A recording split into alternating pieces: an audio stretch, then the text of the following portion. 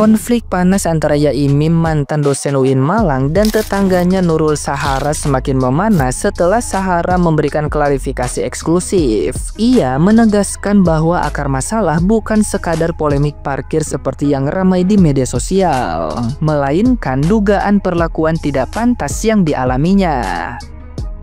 Bersama sang suami dan kuasa hukum dari LBH Ansor, Sahara mengungkap bahwa mereka semula menahan laporan demi menjaga kehormatan Yaimim sebagai kiai. Namun setelah merasa di-framing negatif oleh publik, mereka memutuskan untuk membuka fakta bahwa tindakan melecehkan baik secara verbal maupun non-verbal telah terjadi berulang kali.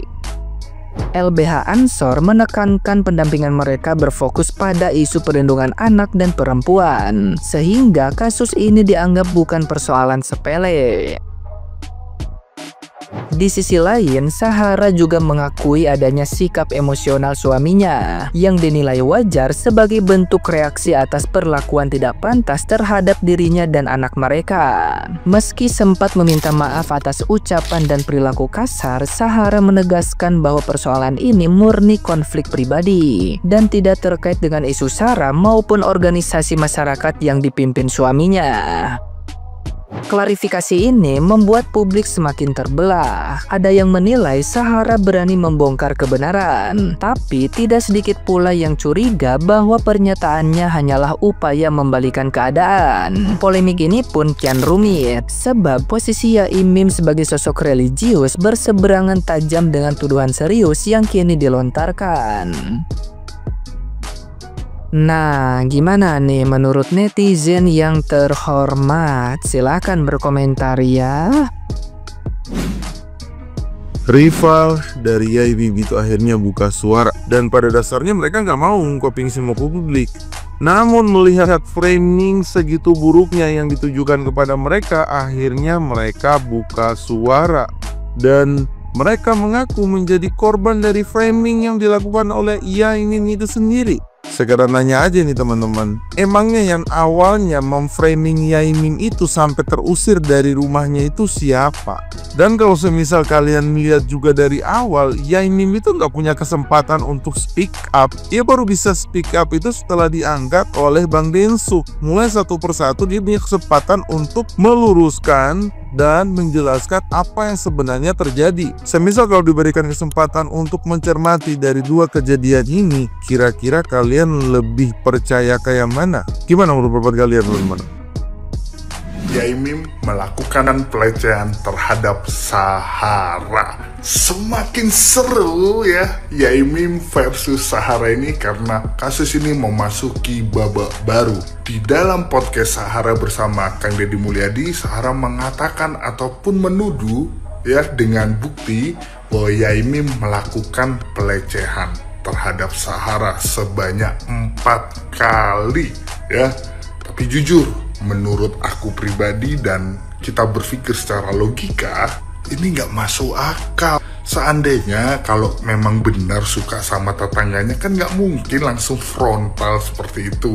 Apalagi Yaimim ini kan seorang agama, ya kan, seorang dosen, kan nggak masuk akal melakukan hal seperti itu. Ya pasti diam-diam mengagumi, ya kan, bahasanya yang baik dulu, benar nggak?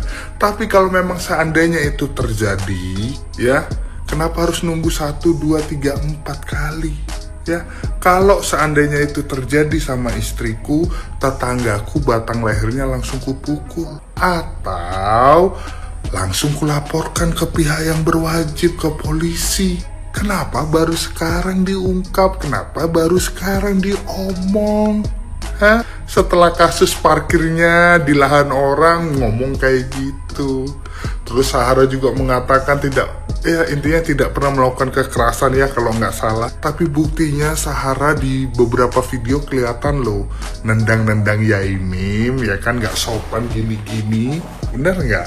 Terus ya kalau kita berpikir lagi, kalau memang benar, ngapain sih harus melakukan persekusi dengan banyak orang, terus menggunakan ormas-ormas untuk menggeruduk rumah orang, bahkan melakukan kekerasan sampai masuk ke rumah pekarangan Yai Mim gitu loh.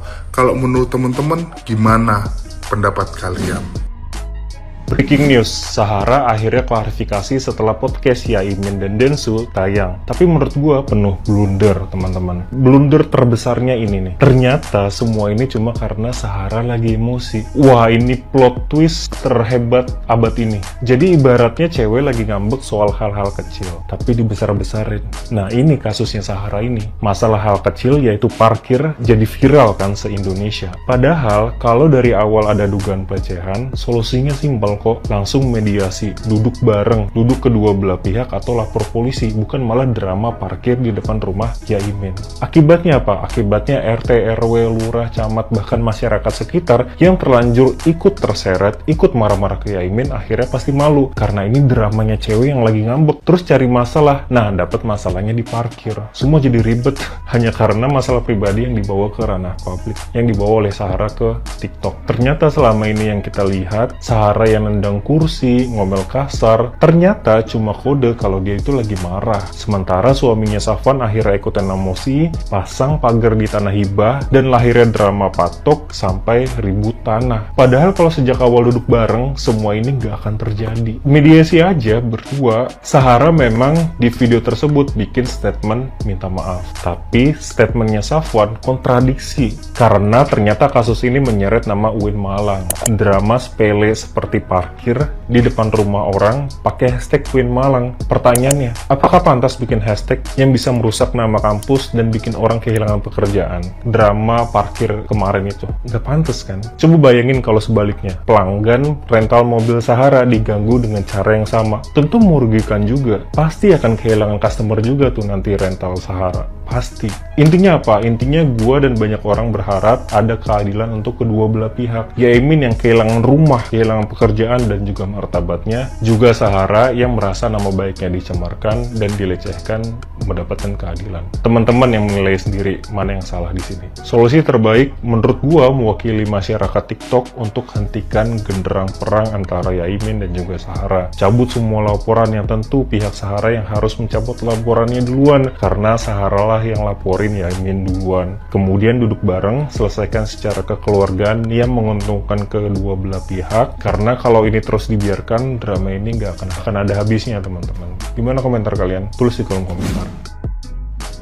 Hailah Sahara, gegayaan lu ngomong logika, lo gila kali ya. Gegayaan ngomong perusahaan. Saya nggak sembarangan ngasih akses perusahaan terkena kunci. Kata gua, kagak usah repot lu ngasih kunci perusahaan. Ngasih kunci sukses aja sama kita orang nih. Gimana caranya ya? Dari ngontrak bisa dikasih rumah secara cuma-cuma, terus ngebetak tanah orang buat parkir rental mobil. Itu aja udah ya. Terus segala bilang, iya orang baru, dia orang baru. Iya dah, lu kan orang lama, lu kan suhu, ampun suhu. Tapi ngomong-ngomong nih orang siapa sih yang pakai polo biru ini, hah? Suruh cabut ya dari sini, suruh join nama Saharoni pas pakai polo pink dah. Mending main golf sana daripada di sini. Dia kagak nyambung tahu. Masa kata dia nih, cowok nih ya, sebagai seorang laki-laki, bapak ini udah sabar melihat istrinya dilecehkan ya, mencoba sabar karena beliau itu seorang yai begini-begini. Kata gua kagak make sense omongan lu ya. Nih orang masalah parkir aja bisa ngegas dan nyolot begitu kok, apalagi kalau istrinya beneran dilecehkan. Masa ketimbang masalah yang melecehkan yai jadi sabar? Maksud ya. Terus nih lakinya Sahara nih segala bilang katanya, Pak Yai itu kalau ada apa-apa larinya ke kita. Kata gua, bukan Pak Yai kalau ada apa-apa larinya ke Lulu Pada. Justru gara-gara Lulu Pada tuh Pak Yai jadi ada apa-apa gitu. Terus lakinya juga bilang tuh, Pak Yai itu suka minta tolong sama driver-driver kita kalau malam minta pijit. Sampai driver-driver kita itu suka ngeluh katanya. Kata gue Pak Yai yang ngeluh pikirannya. Sakit kepala ngeluh. Bukan driver lu yang ngeluh gitu. Terus dia juga bilang tuh sampai ngeces gue anjir. Terus dia juga bilang tuh kasihan sama driver-drivernya karena kebanyakan mahasiswa yang berjuang sendiri. Lepre sok-sokan lu kasihan sama mahasiswa. Giliran mahasiswanya Yaimim belajar di rumah Yaimim, lu ngerecokin, nyetel karaoke kenceng-kenceng. Skrip lu tuh kagak bener. Lagi kata gue ya, nih orang berdua mending ngasih tahu si Sahara deh ya. Kebiasaan lama, kebiasaan pas kerja, jangan sampai sekarang kebawa-bawa. Pan dulu waktu dia masih jadi LC ya, dia kan suka masuk-masuk ke room ya, nemenin gitu, dia kayak masuk gitu. Jangan sampai sekarang kebiasaan masuk ke rumah orang sendiri, nutup pintu sendiri, naik ke lantai 3 sendiri gitu loh ya. Pan yang dibilang pencabulan itu, pelecehan itu, Saharanya yang masuk ke rumah Yaimim sendiri, ngunci-ngunci pintu sendiri, naik sendiri ke lantai 3. Ini mau udah lebih dari jelangkung ya. Datang tak dijemput, pulang tak ditendang aja udah syukur gitu loh. Nih berdua-dua lagi acting bikin cerita sedih ya. Sampai saking sedihnya nih, gua nih yang debt collector ya, yang bertato sebadan-badan gue nih, sampai sedih gue sampai nangis. Gue yang debt collector aja sampai nangis, apalagi kalian yang cicilannya pada nunggak. Intinya mah simple ya, lu kalau salah ketimbang masalah parkir di lahan orang, minta maaf ya, bukan minta sertifikat tuh tanah. Ribet. AP mau ngelaporin gue.